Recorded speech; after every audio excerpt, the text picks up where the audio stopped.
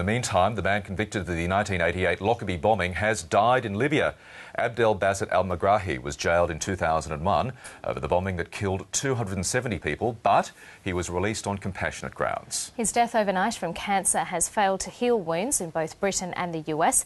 Europe correspondent Rachel Brown reports.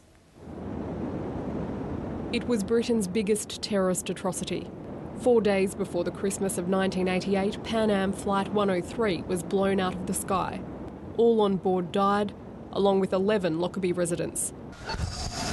The only man convicted over the bombing, Abdelbaset Al-Mehgrahi, was released in 2009 on compassionate grounds.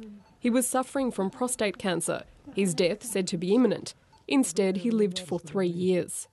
I've always been clear that he should never have been released from prison, but I think today is a day to remember the 270 people who lost their lives in what was an appalling terrorist act. Even in death, his conviction divides people.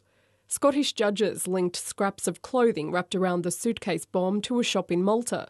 Abdelbaset Al-Mehgrahi was seen with a similar suitcase. He was in Malta on a false passport the day before the Lockerbie bombing. The families of UK victims think Al-Megrahi was a scapegoat for Libya's Gaddafi regime. In the US, however, it's a different story. You never feel closure. You lose a 21-year-old son. It's with you for the rest of your life. Am I sad that Megrahi is dead? No. There is no doubt in my mind that Mr. Megrahi was the one responsible for planting the bomb.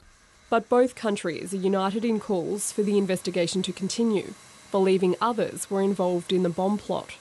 Nature of the regime, is this something that could have happened without Gaddafi, for example, at the very least knowing about it, but actually giving the ultimate sanction.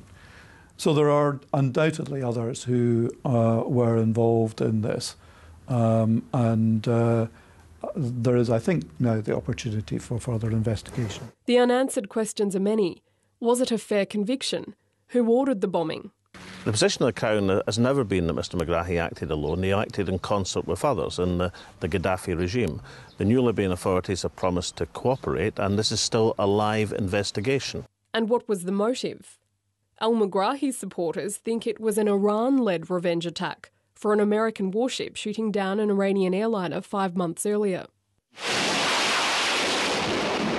For now, though, new inquiries are limited to Libya, and investigators hope the Arab Spring will mean improved access and new leads. Rachel Brown, ABC News, London.